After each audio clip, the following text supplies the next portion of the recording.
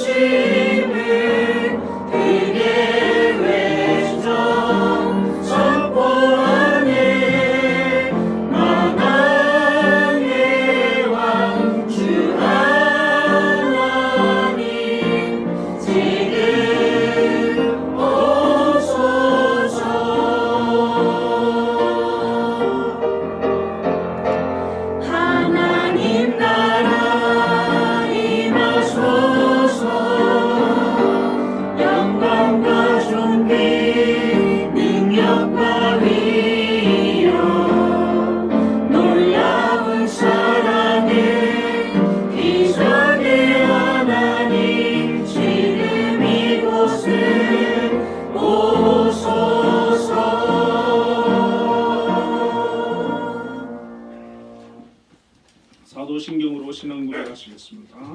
전능하사 천지를 만드신 하나님 아버지를 내가 믿사오며 그 외아들 우리 주 예수 그리스도를 믿사오니 이는 성령으로 잉태하사 동정녀 마리아에게 나시고 본디오 빌라도에게 고난을 받으사 십자가에 못 박혀 죽으시고 장사한 지 사흘 만에 죽은 자 가운데서 다시 살아나시며 하늘에 오르사 성령하신 하나님 우편에 앉아 계시다가 저희로서 산자와 죽은 자를 심판하러 오시리라. 성령을 믿사오며 거룩한 공예와 성도와 서로 교통하는 것과 죄를 사하여 주시는 것과 몸이 다시 사는 것과 영원히 사는 것을 믿사옵나이다. 아멘. 성시교도 95분 가정주의를 보겠습니다. 내가 사람의 방언과 천사의 말을 할지라도 사랑이 없으면 소리나는 우리와 울리는 꽹과리가 되고 내가 예언하는 능력이 있어 모든 비밀과 모든 지식을 알고 또 산을 옮길 만한 모든 믿음이 있을지라도 사랑이 없으면 내가 아무것도 아니요. 내가 내게 있는 모든 것으로 구제하고 또 내 몸을 불사르게 내줄지라도 사랑이 없으면 내게 아무 유익이 없느냐. 사랑은 오래 참고 사랑은 온유하며 시기하지 아니하며 사랑은 자랑하지 아니하며 교만하지 아니하며 무례히 행하지 아니하며 자기의 유익을 구하지 아니하며 성내지 아니하며 악한 것을 생각하지 아니하며 불의를 기뻐하지 아니하며 진리와 함께 기뻐하고 모든 것을 참으며 모든 것을 믿으며 모든 것을 바라며 모든 것을 견디느니라. 사랑은 언제까지나 떨어지지 아니하되 예언도 패하고 방언도 그치고 지식도 패하리라. 그런즉 믿음, 소망, 사랑 이 세 가지는 항상 있을 것인데 그 중에 제일은 사랑이라. 아멘. 모두 자리에 앉으셔서 예배 찬송 556장을 보겠습니다.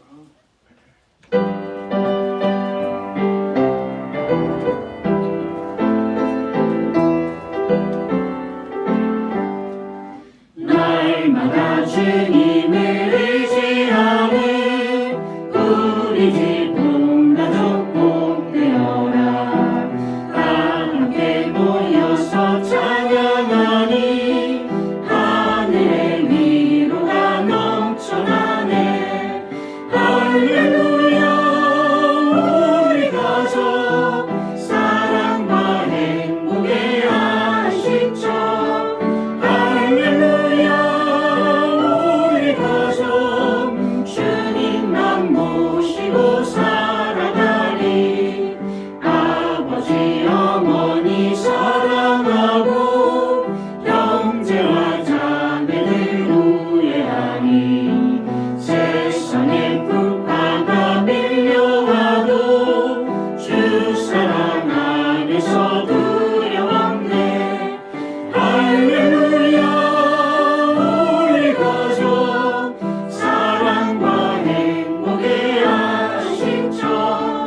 할렐루야. 우리 가족 주님만 모시고 살아가리. 말씀과 기도가 풍성하고 기쁨과 감사가 가득하니. 하나님 우리 집 생각나서 대대로 복되게 하시도다. 할렐루야. 우리 가족 사랑과 행복의 안식처. 할렐루야. 우리 가족 주님만 모시고 살아가리. 예배기도 박상준 안수집사님께서 하시겠습니다.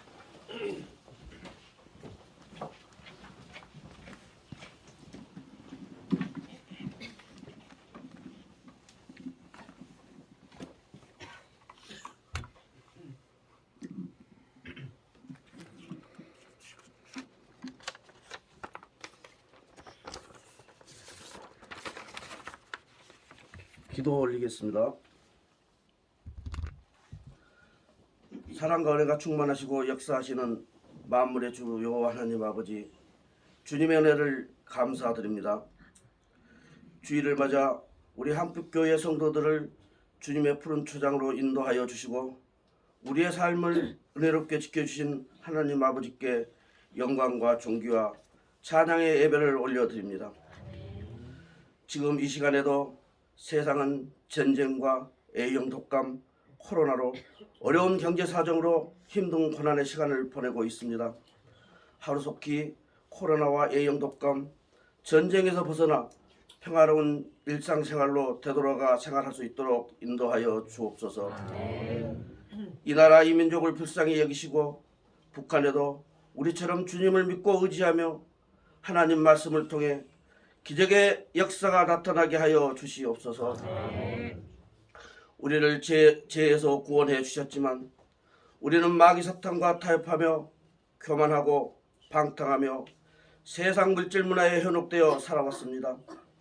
하나님을 멀리하고 말씀을 섬기지 않고 시기 질투하며 생활하였습니다. 세상의 모든 부귀영화를 찾아 방황하며 나약하게 살았습니다. 이 모든 죄를 용서하여 주시고 하나님 말씀으로 거듭 살아나가게 하여 주시옵소서. 한빛 재단을 위해 불철주야로 기도하시고 운영하시는 김양수 장로님을 기억하여 주시옵시고 지혜와 능력을 더하여 주시고 건강을 지켜 주시옵소서.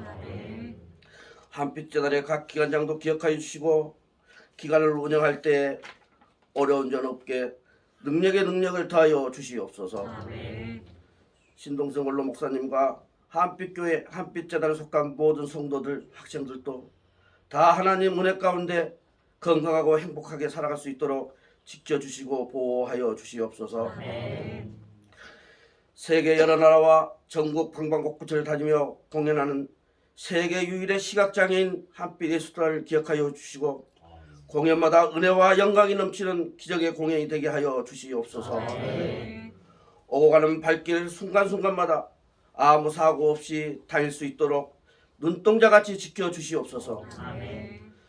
번창하고 안정되게 자리 잡아 아무 걱정 없이 연주와 공연에만 전념할 수 있도록 은혜 내려 주시옵소서. 오늘 또 아름다운 목소리로 하나님께 드리는 찬양되어 찬양을 기쁘게 받아주시고 예배와 교회를 위해 헌신하는 전도사님과 손길들을 기억하여 주시옵소서. 공강원 목사님의 말씀을 통하여 은혜의 역사가 일어나게 하여 주시옵시고 우리 성도들의 일용할 양식이 되어 일주일 동안도 하나님 말씀대로 살아가게 하여 주시옵소서. 가난하고 부족한 우리 심령이 하나님의 말씀을 통해 치유되어 새로운 삶과 새 힘을 얻는 축복의 시간이 되게 하여 주옵소서. 이 예배를 성령 충만의 예배가 되게 하여 주시옵소서. 우리를 죄에서 구원해 주신 예수님 이름으로 기도드리옵나이다. 너의 필요와 간구 모두 아시는 하나님 들어주신다. 너의 기도를 늘 함께 하여 주신다.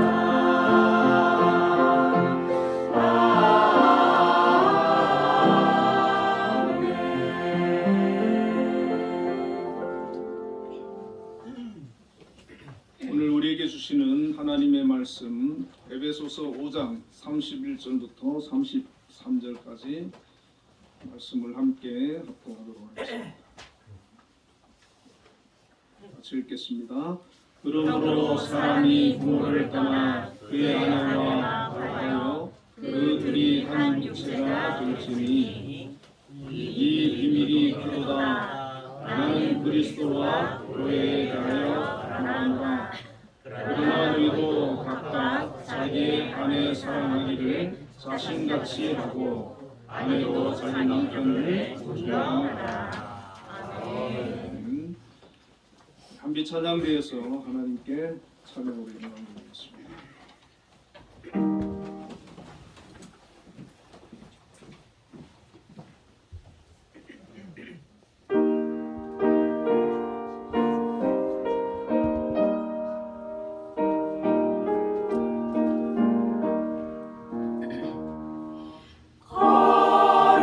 거룩하게 하소서.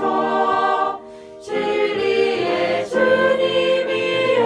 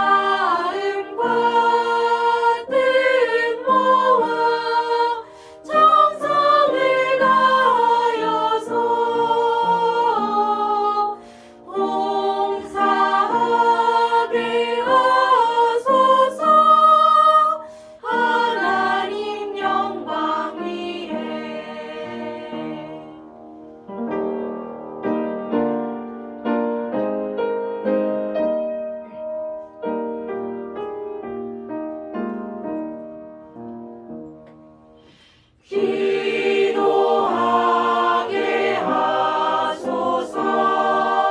응답의 주님이여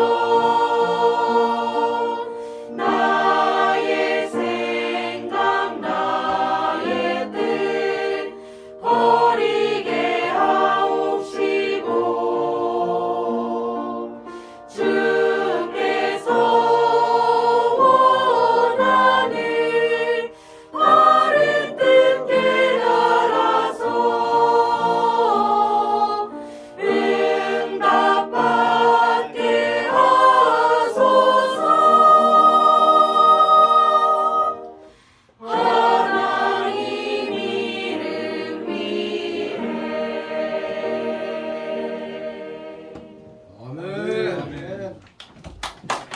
하나님께 영광 박수 올려드리겠습니다. 우리 옆에 인사 한번 나누겠습니다. 행복한 가정이 됩시다.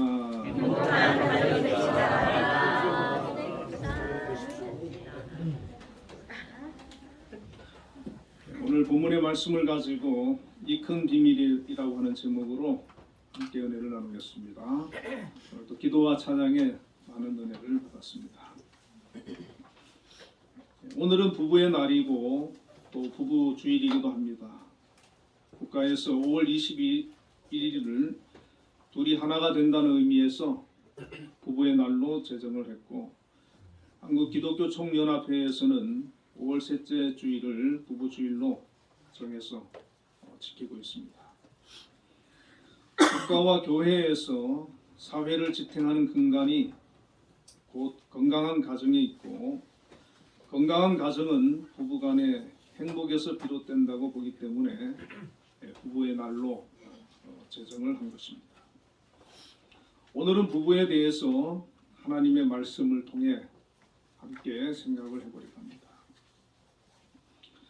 성경은 에베소서 5장 22절부터 33절에 남편과 아내가 어떻게 해야 행복한 가정을 이룰 수 있을 것인지 말씀하고 있습니다. 22절부터 24절까지는 아내에게 주시는 말씀이 기록되어 있고, 25절부터 29절까지는 남편에게 주신 말씀이 기록되어 있습니다. 29절부터 33절까지는 부부에게 동시에 주신 말씀이 기록되어 있습니다. 먼저 아내에게 주신 말씀을 생각해 보려고 합니다. 에베소서 5장 22절에 아내들이여 자기 남편에게 복종하기를 주께 하듯 하라고 했습니다. 골로새서 3장 18절에는 아내들아 남편에게 복종하라 이는 주 안에서 마땅하니라 고 말씀합니다. 성경이 아내에게 주시는 말씀은 남편에게 복종하라, 복종하기를 주께 하듯 하라, 이는 주 안에서 마땅하니라, 그렇게 말씀을 하고 있습니다. 이 말씀을 제가 묵상하면서 그런 생각이 들더라고요. 현대인들 중에 이 말씀에 동의하지 못하는 분들이 참 많을 것 같다는 생각이 들었습니다. 요즘은 남녀 평등을 넘어서 여성 상위라고 하는 그런 시대라고 하는 말이 있지 않습니까? 아내들 중에는 남편보다 더 많이 교육을 받으신 분들도 있고 또 지혜로운 분들이 참 많습니다. 이런 시대에 아내들에게 남편에게 복종하라고 하면 아내들이 쉽게 납득하고 수긍하기가 쉽지 않습니다. 그럼에도 불구하고 성경은 아내들에게 남편에게 복종하라 그렇게 권면하고 가르치고 있다는 것입니다. 그래서 이 부분을 묵상하면서 깨닫게 된 것이 아내들에게 남편에게 복종하라고 하는 이 말은 창조적인 질서의 차원에서 이해해야 된다라고 하는 것입니다. 성경에서 아내에게 남편에게 복종하라고 할 때 아내가 열등하기 때문에 남편에 비해서 무엇인가 부족하기 때문에 복종하라고 하는 것이 아니라 창조 질서의 차원에서 복종해야 된다. 하나님께서는 질서의 하나님이시거든요. 질서를 중히 여기십니다. 어느 공동체든 질서가 있어야 하는데 가정에도 하나님께서는 질서를 정해주셨습니다. 23절에 이는 남편이 아내의 머리됨이 그리스도께서 교회의 머리됨과 같음이니 그가 바로 몸의 구주시니라. 그 말씀을 합니다. 남편을 아내의 머리라고 하면서 비교 대상을 그리스도께서 교회의 머리됨과 같기 때문이다. 그렇게 말씀을 합니다. 예수님께서 교회의 머리가 되시는 것은 바로 교회의 질서입니다. 가정의 질서는 남편이 아내의 머리가 되는 것, 그것이 가정의 질서라고 하는 것입니다. 여기서 머리라고 하는 것은 지도자, 결정자라고 하는 뜻입니다. 어느 공동체에 만약에 지도자가, 리더가, 머리가 2명이면 그 공동체가 올바로 나가기가 어렵습니다. 가정에도 리더가 필요하고 머리가 필요한데, 그리고 그 리더는 한 사람이어야 하는데 가정의 리더는 바로 남편이라고 하는 것입니다. 그래서 하나님께서는 남편인 아담을 먼저 창조하시고 그리고 아내인 하와를 만드셨습니다. 창조 원리와 질서라는 것입니다. 그렇기 때문에 아내는 남편의 말을, 남편을 리더로 인정하고 그 말을 들어야 합니다. 그래야 질서가 세워지고 가정이 유지될 수 있기 때문입니다. 그런데 최초의 가정인 아담과 하와의 가정은 어떠했습니까? 하와는 아담의 말을 듣질 않았습니다. 마귀가 뱀을 통해 가지고 하와를 유혹했을 때 하와가 아담의 말을 듣지 않고 뱀의 말을 들었어요. 이 뱀은 하와를 통해서, 연약한 하와를 통해서 그 가정을 깨뜨리려고 했던 것이죠. 하와는 그 뱀에게 쏘가 넘어가서 선악과를 먹지 않았습니까? 하나님께서 아담에게 명하신 그 말씀을 아담을 통해서 하와가 들었지만 그 말씀을 듣지 않고 무시한 결과 그 가정이 깨어지진 않았지만 에덴 동산에서 쫓겨나 인류에게 불행과 고통을 안겨주는 그런 결과를 낳았다는 것입니다. 이 불순종은 질서를 무너뜨리는 결과를 낳고 불행을 낳게 된다는 것입니다.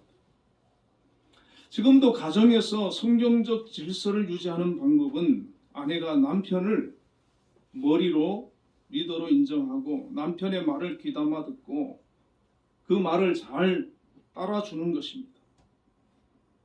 모든 일을 서로 의논하되 서로 의견이 다른 경우에는 남편의 의견과 결정을 존중하고 따라주라는 것입니다. 물론 모든 일을 남편의 독단적인 그런 결정을 얘기하는 것이 아닙니다. 남편은 아내와 충분히 의논해야 합니다. 아내의 의견을 충분히 들어주어야 합니다. 그러나 결국에 마지막 결정은 남편이 할 수 있도록 아내가 배려해 주라는 것입니다. 그래야 가정의 질서가 세워지고 가정이 평안할 수 있다는 것입니다. 만약에 아내가 남편의 머리가 됨을 인정하지 않고 서로의 주장을 내세우고 끝까지 양보함 없이 다투게 되면 그 가정은 질서가 무너지고 또 심하면 깨어지는 그런 결과를 낳게 되는데, 마귀가 가정을 깨뜨리는 방법이 바로 그런 방법이라는 것입니다.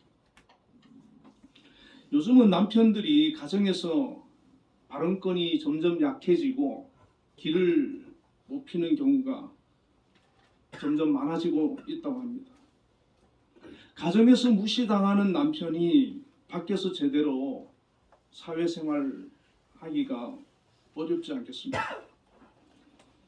우스갯소리로 이사 갈 때 남편이 반려견을 꼭 껴안고 있다고 합니다. 아내가 이사를 가면서 남편은 버려도 반려견은 꼭 데려가기 때문이라고 합니다. 남편이 리더로서 권위가 실추되고 또 가정에서 점점 소외감을 느끼는 그런 가정, 그 가정은 하나님께서 원하시는 가정이 못 된다고 하는 것입니다. 그리고 두 번째는 하나님은 아내를 남편을 돕는 배필로 만드셨습니다. 창세기 2장 18절에 여호와 하나님이 이르시되 사람이 혼자 사는 것이 좋지 아니하니 내가 그를 위하여 돕는 배필을 지으리라 하시니라. 하나님께서는 아담을 만드시고 처음에 아담이 혼자 있었지 않습니까? 혼자 있는 것이 좋지 않으니까 그를 돕는 배필을 만드셔서 그와 하나가 되게 하시고 가정을 이루게 하셨습니다. 남자 혼자서는 불완전한 존재이기 때문입니다. 그래서 그 불완전한 남자를 돕는 배필을 만들어 주신 것입니다. 이 돕는다라고 하는 것은 힘이 없고 연약하면 도울 수가 없잖아요.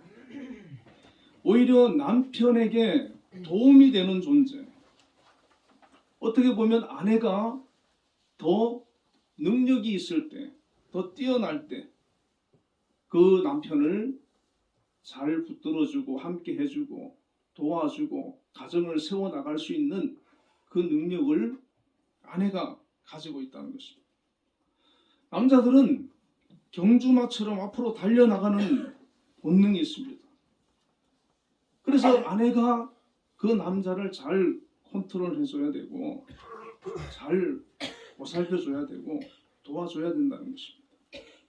그래서 여자분들이 보면은 더 남자보다 세심하고 모든 것을 잘 지혜롭게 또 판단하는 그런 능력이 있습니다. 부부간의 대화를 하다 보면 남편보다 아내가 더 지혜로울 때가 많습니다.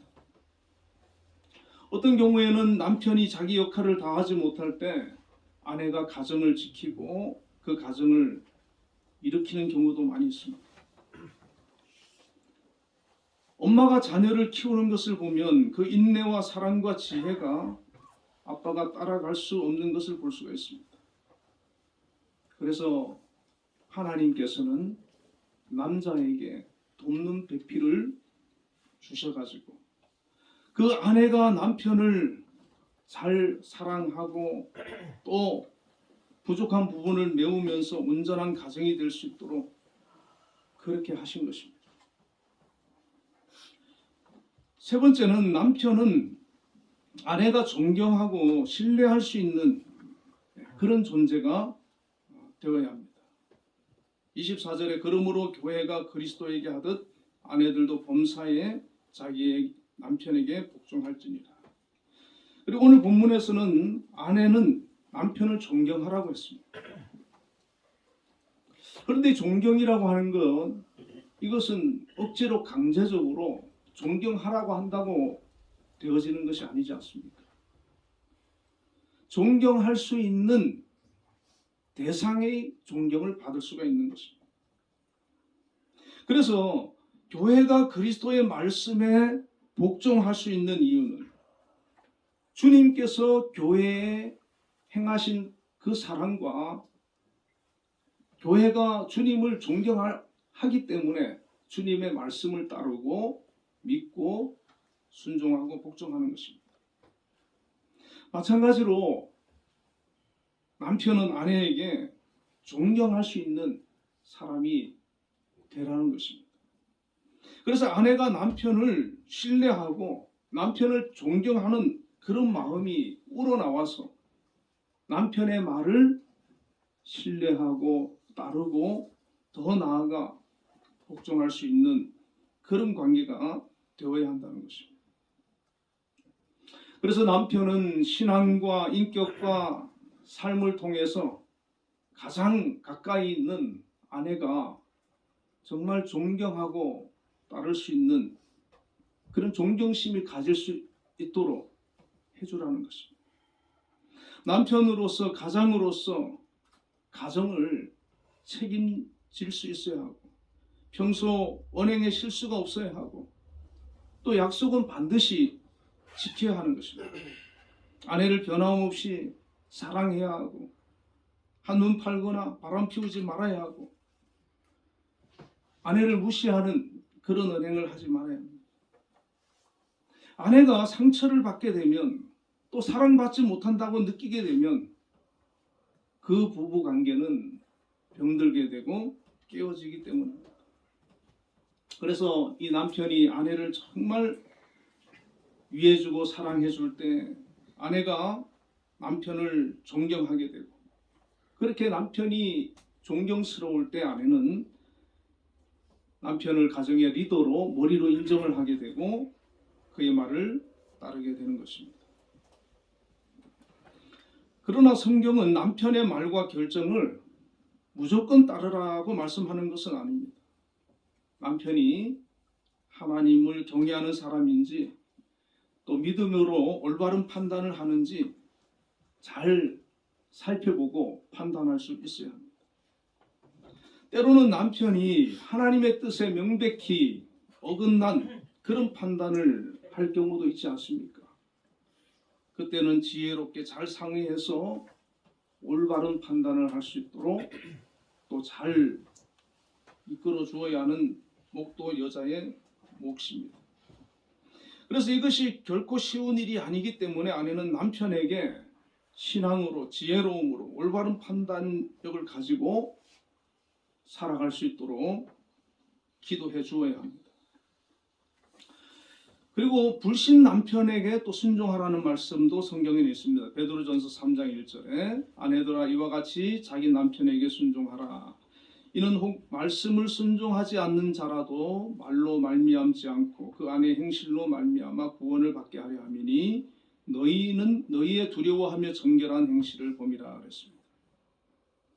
만약에 불신 남편을 함께 산다 그러면은 믿는 아내는 더 조심스럽게 대해야 하고 더 잘해 주어서 믿지 않는 남편이 아내로 인해서 구원받을 수 있도록 그렇게 해주라는 것입니다.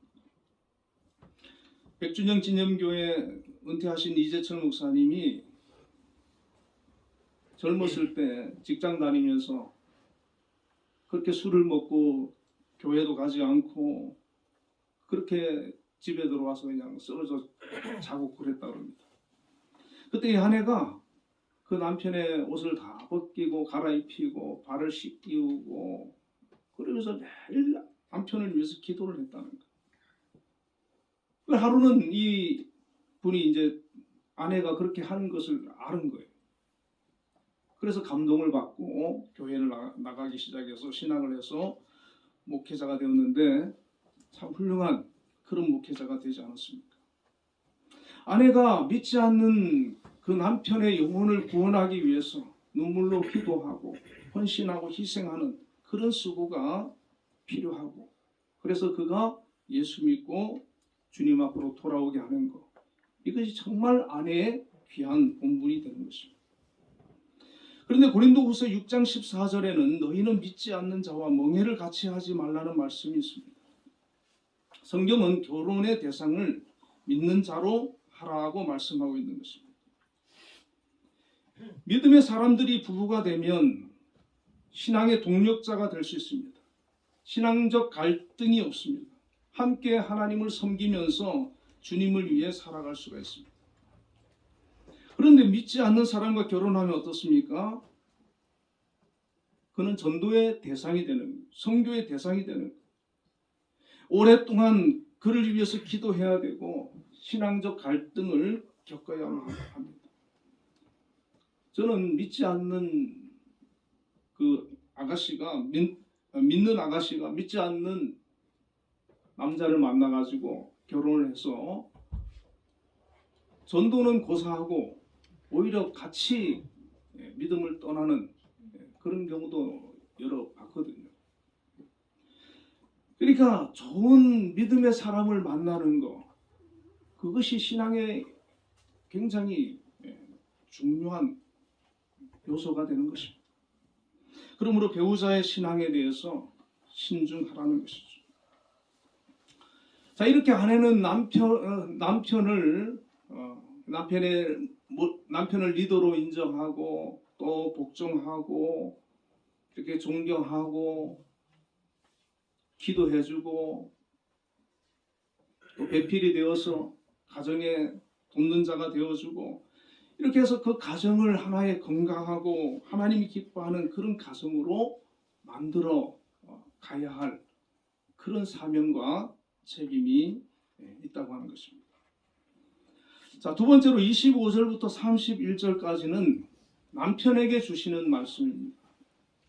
25절에 남편들아 아내 사랑하기를 그리스도께서 교회를 사랑하시고 그 교회를 위하여 자신을 주심같이 하라. 남편에게 주시는 말씀의 핵심은 첫째도 둘째도 사랑입니다. 아내를 사랑하되 주님께서 교회를 사랑하신 것처럼 그렇게 사랑해주라 고 말씀하고 있습니다. 그런데 여기서 사용된 이 사랑은 아가페의 사랑을 말하는 거예요. 예수님께서 보여주신 그 사랑은 일시적이고 조건적인 사랑이 아니라 무조건적이고 시간이 지났다고 변질되는 것이 아니고 시간이 지날수록 더 깊어지는 그런 사랑 아닙니까? 주님께서 교회를 사랑하시듯이 남편은 아내를 대할 때 주님의 마음으로 주님이 교회를 대하고 주님이 성도를 대하는 그런 마음으로 사랑하라. 그렇게 말씀을 주시는 것입니다. 여러분, 사랑은 정말 너무나도 아름다운 것입니다. 모든 문제가 사랑이 없기 때문에 갈등이 생기고 분쟁이 생기고 다툼이 생기고 어려움이 생기는 것이죠. 사랑이 있는 곳에는 모든 것을 다 용서할 수가 있고 이해할 수가 있고 모든 것을 다 치유할 수 있는 그런 힘이 있습니다. 그래서 남편에게 요구되는 것은 아내를 향해서 가정을 향해서 무조건적인 사랑이라는 것. 주님이 사랑하셨듯이 그 사랑을 가지고 아내를 대하고 가정을 대하라는 것이죠. 오늘 본문에서 주님께서 교회를 사랑하신 방법에 대해서 두 가지를 설명하고 있습니다. 하나는 희생하라는 것이고 하나는 돌보라는 것입니다. 그래서 남편은 그리스도께서 교회를 위해서 자신을 희생하신 것처럼 아내를 사랑하되 희생의 마음을 가지고 있어야 됩니다. 에베소서 5장 25절에 남편들아 아내 사랑하기를 그리스도께서 교회를 사랑하시고 그 교회를 위하여 자신을 주심같이 하라. 남편들에게 아내를 사랑하기를 그리스도께서 교회를 위해 자신의 생명을 내놓으실 정도로 사랑하신 것처럼 아내를 사랑하라. 그렇게 말씀하는 것입니다. 그래서 사랑의 첫 번째 요구되는 것이 희생이라는 것이죠. 희생 없는 사랑은 진정한 사랑이 아닙니다. 주님께서 교회를 위해서 사랑하셨는데 자기를 십자가에 내어줌으로 희생함으로 그 사랑을 나타내셨습니다. 만일 예수님께서 십자가를 지지 않는다면 예수님의 그 사랑은 참된 사랑이 되지를 못할 것입니다. 마찬가지로 남편이 가정을 또 아내를 사랑한다고 하면서 희생하지 않으려고 하면 그 사랑은 진정한 사랑이 되지 못하는 것이고 가정의 머리가 되지 못하는 것입니다. 그래서 남편은 아내를 위해서 희생을 하고 가족을 위해서 희생을 하는 자리입니다. 남편이 희생을 하지 않으려고 하니까 문제가 생기고 갈등이 생기는 거라는 것입니다. 주님이 교회를 위해서 자신의 생명을 내어놓으셨듯이 남편은 아내에게 자신의 목숨도 내어줄 수 있어야 합니다. 그것이 성경의 가르침이에요. 자기 목숨을 내어주는데 무엇이 아깝겠습니까? 결혼해서 부부가 되면 남편은 아내에게 모든 것을 다 주고 맡기는 것입니다. 그것이 성경이 말씀하는 사랑이라는 것입니다. 그리고 다음으로 남편은 그리스도께서 교회를 돌보시는 것처럼 아내를 사랑해야 된다. 에베소서 5장 28절부터 30절에 보면 이와 같이 남편들도 자기 아내 사랑하기를 자기 자신과 같이 할지니 자기 아내를 사랑하는 자는 자기를 사랑하는 것이라. 누구든지 언제나 자기 육체를 미워하지 아니하고 오직 양육하여 보호하기를 그리스도께서 교회에 함과 같이 하나니 우리는 그 몸의 지체임이라 그랬습니다. 자, 사랑을 하되 여기에 보면은 양육하여 보호하기를 하는 말씀이었습니다. 주님께서 교회를 사랑하시는데 단지 십자가에서 죽으심으로 끝이 아니라 계속해서 지속해서 주님께서는 교회를 사랑하시고 관심을 가지고 돌보시고 양육하시고 필요를 채워주고 계신다는 것입니다. 그와 마찬가지로 남편도 아내를 주님께서 교회를 사랑하시고 돌보듯이 책임을 지고 사랑해 주어야 한다는 것입니다. 내 몸처럼 사랑하듯이 사랑해 주어야 한다는 것입니다. 그래서 남편은 물질적인 필요도 채워주어야 하고 정서적으로, 감정적으로, 영적으로 아내의 필요를 끊임없이 채워주어야 한다는 것입니다. 계속해서 아내에게 무엇이 필요한지 관심을 가지고 그 필요를 채우는 것, 이것이 남편이 해야 할 일이라는 것입니다. 이것이 그냥 되지 않습니다. 저절로 되는 거 아닙니다. 정말 노력이 필요합니다. 아내를 사랑하는 것, 아내의 필요를 채워주는 것, 아내를 위해서 희생하는 것, 이것은 정말 수고가 필요하고 결심이 필요하고 노력이 필요합니다. 전문가들은 행복한 부부와 불행한 부부의 차이점을 노력이라고 말합니다. 아무리 천생연분이라 할지라도 서로 노력하지 않으면 그 관계가 힘들어진다. 그러나 너무 달라도 계속해서 이해하고 사랑하고 서로를 섬기면서 노력하면 인고 부부가 된다고 합니다. 그러므로 결혼 후에 서로에게 좋은 배우자가 되려고 노력하고 배우자의 입장에서 생각해보고 배우자의 이야기를 귀담아 들어주는 것, 서로 다름과 차이를 인정해주고 또 친구처럼 편하게 지내려는 노력, 나하고 결혼해 주어서 고맙다고 하는 생각을 가지고 살아가는 것, 단점을 보지 말고 장점만 보려고 노력하는 것, 이런 노력이 필요하다는 겁니다. 그런데 이것이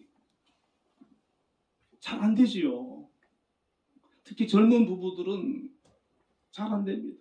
서로 자존심도 있고 상대방에 대한 배려심도 약하고 또 서로 주도권을 가지려고 하고 그러다 보니까 자꾸 갈등할 수밖에 없어.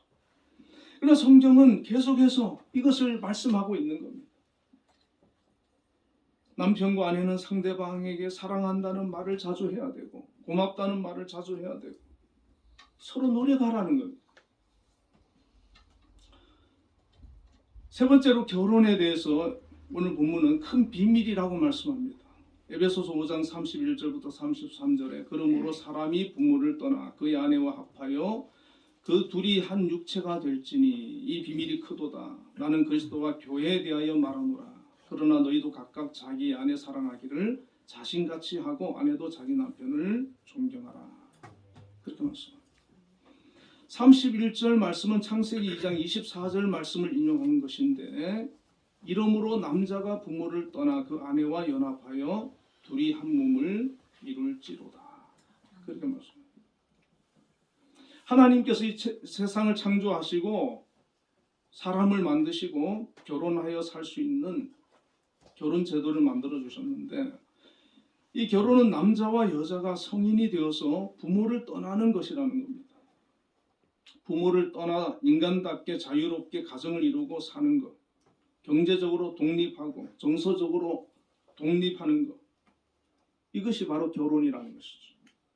그런데 성인이 되고 결혼을 해도 부모를 떠나지 못하는 자녀들이 있습니다. 부부가 결혼을 하면 부모보다 부부가 우선되어야 되고 부부가 중심이 되어야 하는데 그렇지 못한 경우가 많이 있습니다. 32절에 이 비밀이 크도다 내가 그리스도와 교회에 대하여 말하노라 이렇게 말씀합니다. 사람이 부모를 떠나 그 아내와 합하여 그 둘이 한 육체가 되는 것이 큰 비밀이라고 말씀하는데 그것이 그리스도와 교회에 대한 말씀이기 때문이라는 것입니다. 이 결혼 제도는 하나님의 사랑을 우리에게 알게 하는 모범이 된다는 것입니다. 이 결혼을 통해서 우리는 신랑 되신 주님께서 우리를 얼마나 사랑하시는지, 우리를 위해서 어떤 희생을 하셨는지 그것을 우리가 경험하게 되고 깨달을 수 있는 하나의 길이 된다는 것이죠. 그래서 남편이 아내를 사랑함으로써 또 아내가 그 사랑을 받음으로써 주님께서 교회에게, 주님께서 우리에게 이렇게 사랑을 베풀어 주셨구나, 사랑하셨구나, 그것을 느끼게 되고 깨닫게 된다는 것입니다. 하나님께서 교회를 얼마나 사랑하는지, 우리를 얼마나 사랑하는지 가정을 통해서 깨달을 수가 있는 것입니다. 그러나 오늘 많은 가정을 들여다보면 어려움이 많고 문제가 많은 것을 발견할 수 있지 않습니까? 오늘날만 이런 현상이 있는 것이 아니고 태초에 처음 만들어진 가정인 아담과 하와에게서부터 있어 왔습니다. 하와는 아담의 말을 무시했고 아담은 하와에게 책임을 전가하지 않았습니까? 이것이 인간의 본성이기도 하고 죄로 말미암은 현상이기도 합니다. 그래서 가정을 이루었지만 죄로 인해서, 본성으로 인해서 갈등이 있고 문제가 있고 어려움이 많습니다. 그런데 이 갈등과 이 문제를 어떻게 우리가 극복하고 사랑으로 승화할 수 있느냐? 그것이 바로 하나님의 사랑을 우리가 깨달을 때, 주님의 그 사랑을 우리가 느낄 때 신앙으로 하나님의 은혜로 말미암아 되는 것입니다. 가정에 갈등이 있고 문제가 있을 때 잘 되지 않습니다. 그러나 우리가 믿음으로 하나님을 의지하고 나아갈 때, 기도로 나아갈 때, 하나님의 말씀을 묵상하면서 나아갈 때 하나님께서 나를 얼마나 사랑하는지 그것을 우리가 깨달을 때 우리는 이해되지 않고 사랑할 수 없는 그런 배우자라 할지라도 그 사람을 사랑할 수 있고 이해할 수 있고 용서할 수 있고 또 품어줄 수 있는 그런 마음이 되는 것입니다. 주님이 나를 사랑하시는 것을 깨닫는 것, 주님이 나를 위해서 희생하신 것을 깨닫는 것, 주님께서 여전히 내가 연약함에도, 내가 부족함에도, 내가 믿음으로 살지 못할 때에도 기다려 주시고 인내해 주시고 그럼에도 사랑해 주시는 그 사랑으로 우리가 변화될 때 우리 주변에 사랑을 흘려보내는 그런 사람이 될 수가 있습니다. 하나님의 사랑을 깊이 깨닫고 하나님으로부터 부어지는 은혜와 사랑이 충만할 때 하나님이 주시는 그 사랑을 흘려보내는 그런 사람이 되어질 때 우리의 삶은, 우리의 가정은 행복한 가정이 될 수가 있습니다. 하나님의 사랑에 비하면 부부의 사랑도, 부모가 자식을 사랑하는 것도 미약하지만 그래도 그 사랑을 통해서 조금이나마 하나님의 사랑을 깨닫게 되는 것입니다. 그래서 가정을 통해서 하나님의 사랑을 깨닫고 감사함으로 하나님께 나아갈 수 있고 또 가정의 문제를 가지고 하나님 앞에 기도하면서 나아갈 때 하나님이 부어주시는 그 은혜로 모든 사람들을 사랑할 수 있는 그런 마음을 하나님께서 주시는 것입니다. 아직 배우자를 만나지 못한 분들도 있지 않습니까? 하나님께 기도하시면서 하나님, 정말 하나님께서 짝지어준 그런 배우자 만날 수 있도록 좋은 배필이 되어주고 또 좋은 배필이 되어서 행복한 가정을 이루고 하나님께서 기뻐하는 그런 가정을 세워나갈 수 있도록 그렇게 기도를 하시기 바랍니다. 하나님께서 서로에게 정말 필요한 좋은 그런 만남을 허락해 주실 줄로 믿습니다. 또 살면서 여러 가지 이유로 혼자 되신 분들도 있지 않습니까? 어떤 분은 결혼하지 않고 사는 것이 편하고 혼자 지내는 것이 익숙해지신 분들도 계실 것입니다. 사도 바울도 결혼하지 않고 혼자 복음을 전파하면서 주신 사명을 잘 감당했고 또 꼭 결혼하지 않아도 된다라고 권면하게 됐습니다. 바울에게는 예수님이 신부이고 신랑이고 예수님이 그의 가정이었습니다. 예수님은 최고의 신부고 신랑이지 않습니까? 예수님을 통해서 모든 사람을 예수님이 사랑했던 것처럼 그들을 섬겼던 것처럼 그들을 품었던 것처럼 어찌 보면 가정이라고 하는 그 울타리에 묶여있는 사람은 그 가정에서 그 사랑의 그 영역을 넓혀 나가는 것이 제약을 받고 힘들어요.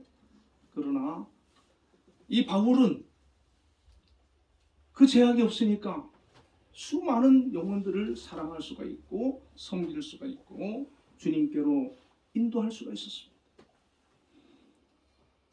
혼자인 경우에는 그런 마음으로 우리가 더 많은 영혼을 사랑하러 더 많은 영혼을 그리스도의 사랑으로 품으라고 주님께서 기회를 주셨다라고 생각을 하고 우리 주변을 돌아보고 정말 사랑이 필요한 영혼들을 위해 기도하고 그들을 위해 헌신하는 그런 모습이 우리에게 필요할 줄로 믿습니다. 그래서 우리가 어떤 상황에 놓여 있든 그 자리에서 하나님을 경외하며 주어진 사명을 잘 감당하고 주변을 사랑으로 섬기면 하나님께서 기뻐하는 삶이 될 수가 있는 것입니다. 우리 한빛교회 성도님들은 결혼하신 분들은 더 행복한 그런 가정이 되도록 노력해야 되고 또 혼자 지내시는 분들은 주변 돌아보고 사랑이 필요한 분들 잘 살피고 잘 섬기고 그래서 하나님이 기뻐하는 그런 귀한 삶이 되어지도록 늘 기도하시며 나아가시기를 바랍니다. 자, 우리 함께 오늘 기도하겠습니다. 부부간에 서로 사랑하고 아끼고 섬김으로 화목하고 행복한 가정을 만들어갈 수 있도록 기도하시고 혼자 지내시는 분은 주님께서 나의 진정한 친구가 되어주시고 주변에 좋은 이웃이 되고 많은 영혼을 섬길 수 있도록 우리를 인도해달라고 기도하시기 바랍니다. 또 성령 충만한 가정과 삶이 되도록 기도하시고 여러분의 기도 제목을 가지고 기도하시기 바랍니다. 세 번째로 나라를 위해서 기도하시고 한빛교회와 한빛재단을 위해서 기도하도록 하겠습니다. 다 같이 기도합니다. 하나님 아버지, 오늘 주님을 맞이하여서 부부에 대해서 또 생각을 해보았습니다.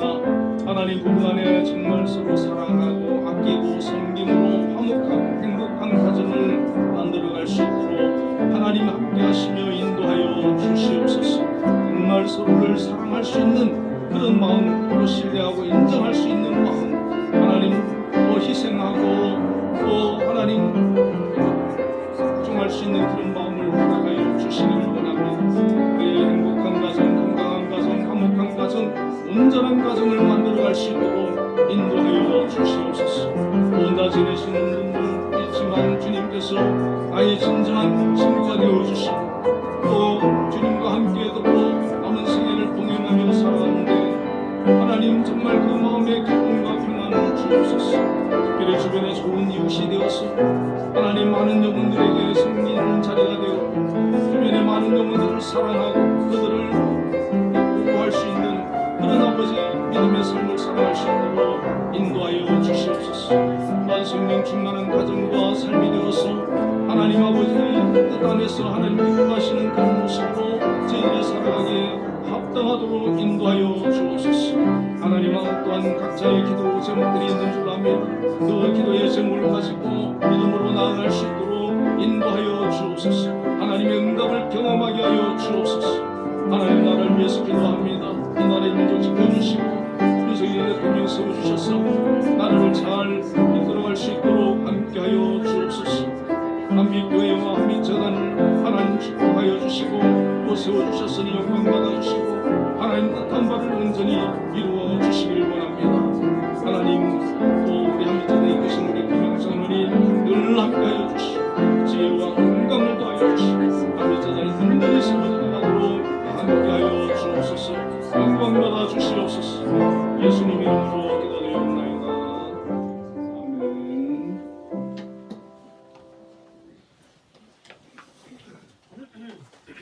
찬송과 응답 찬송 559장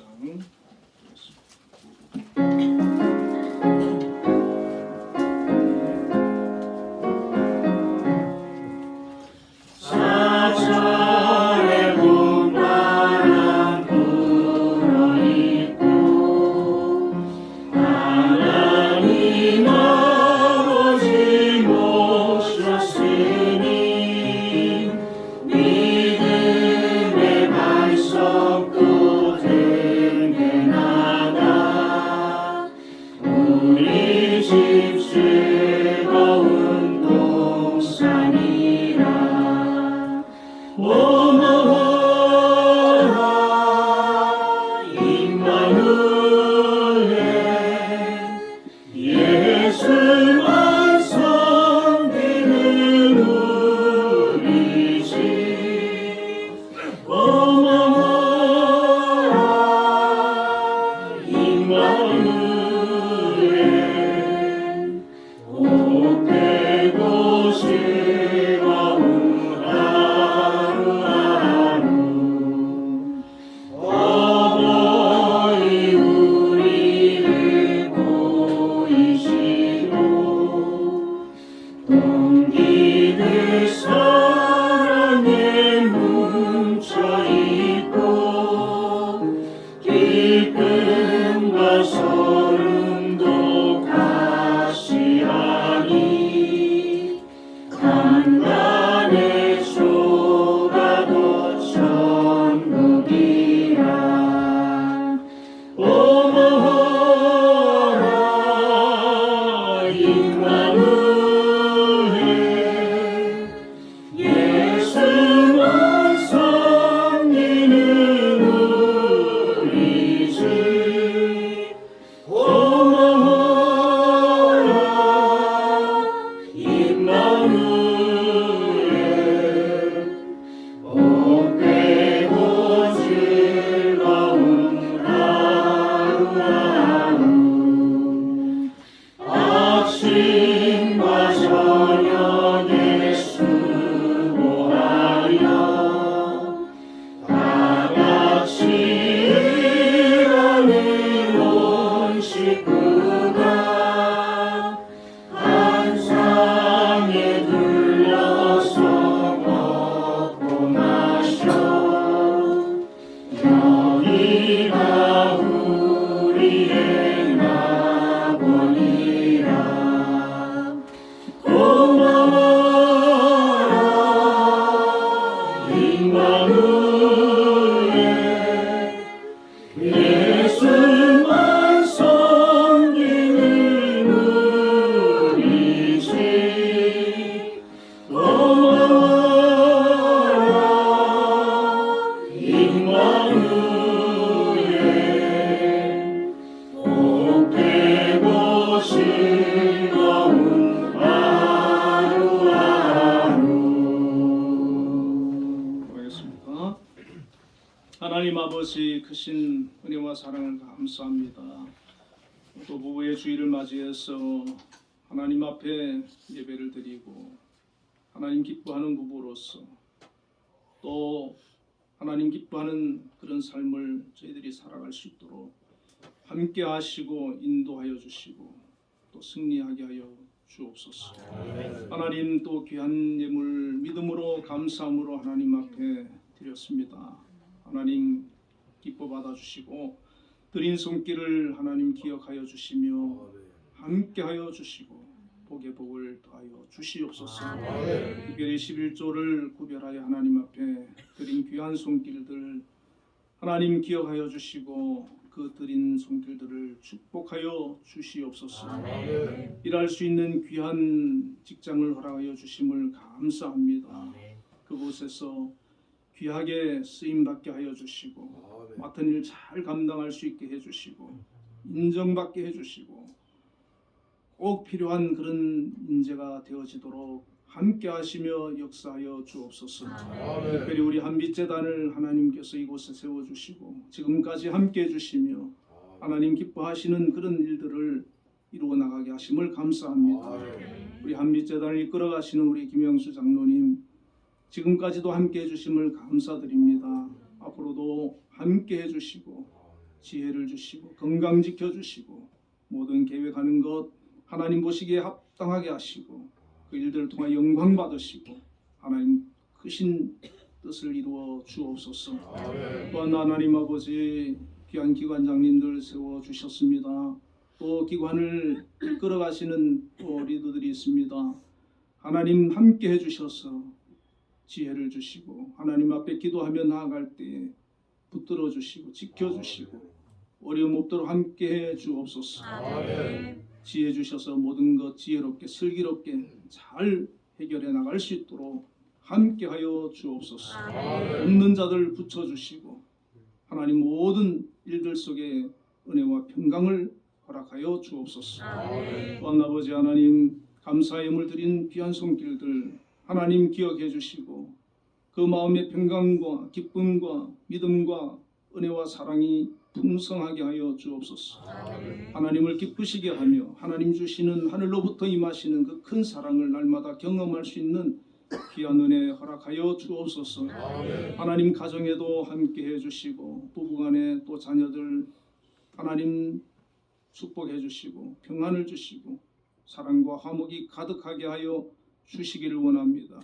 모든 삶 속에 하나님 함께 하시고 동행하시며 지켜주시옵소서. 하나님 앞에 기도하며 나아갈 때 그 기도 들어주시고 하나님 내 삶에 함께 해주심을 간증하며 고백하며 인정하며 신뢰하는 그런 믿음의 사람들이 다 되게 하여 주옵소서. 하나님 주정 헌금 드렸습니다.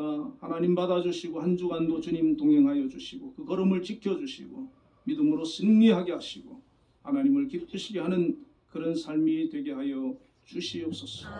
예수님 이름으로 감사하며 기도드리옵나이다. 아멘. 우리 옆에 분들과 인사 한번 나누겠습니다. 주 안에서 사랑합니다.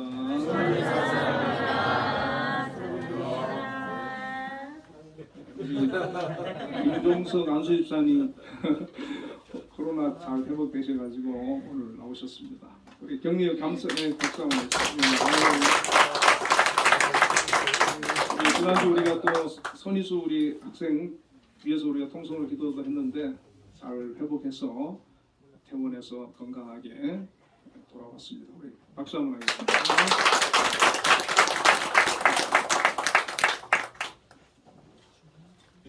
우리 모두 일어나셔서 목사님, 예. 저기 우리 이준명 신입 예술단 단원 하고 어머님 나오셨어요. 예, 저 뒤에 앉아 계시는 분이세요? 아유, 그러네요. 자, 우리 환영의 박수 한번 하겠습니다.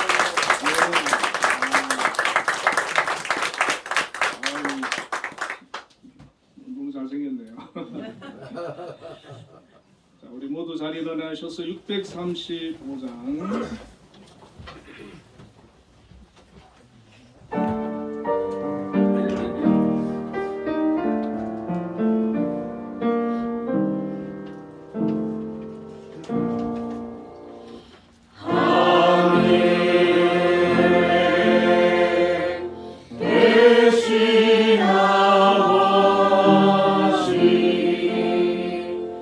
이른 바른